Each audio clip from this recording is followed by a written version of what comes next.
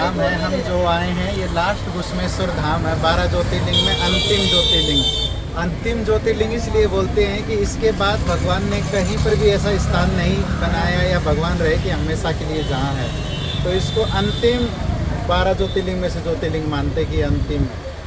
12 ज्योतिर्लिंगों में से भगवान सबसे लास्ट यहाँ आए, उसके बाद कभी भी कोई भी ऐसा ज्योतिर्लिंग नहीं हुआ।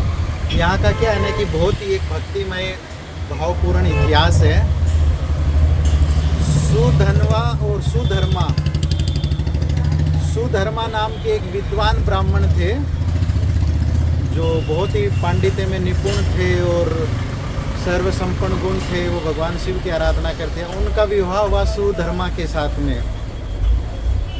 सुधर्मा जो विद्वान थे उनका विवाह हुआ, तो उनकी जो पत्नी थी उनसे उनका कोई संतान नहीं हुआ। तो उनकी पत्नी के ही कहने से वो सुधर्मा ने क्या किया, सुधर्मा ने कि उनकी बहन के साथ फिर विवाह कर लिया। फिर उनसे उनको एक बालक हुआ सुंदर। वो बालक बड़ा हुआ और पहले छोटे में ही शादी हो जाता था, तो छोटे बालक का शादी भी हो गया। तो वो जो दूसरी पत्नी थी उनको क्या है ना कि मन में कुभाव को विचार आ गया कि सारा तो इसका ही हो गया, मेरा क्या होगा।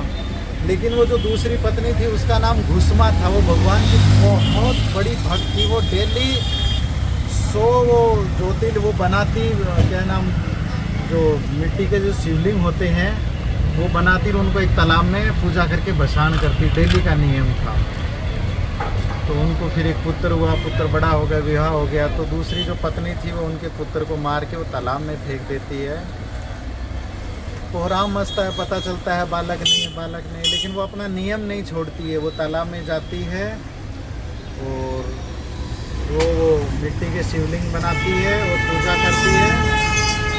पूजा जहाँ पे अभी ये ज्योतिर्लिंग है भगवान का, ये घुश्मेश्वर, यहीं पे वो पूजा करती है और फिर तालाब में भसान कर देती है। जब तालाब में भसान करने जाती है, पुत्र मरने के सुनने के बाद भी, तो जैसे ही भसान करने जाती है उस तालाब में से वो पुत्र निकल के आता है उसकी भक्ति से, उसकी तपस्या से। और भगवान आके बोलते हैं वर मांगो।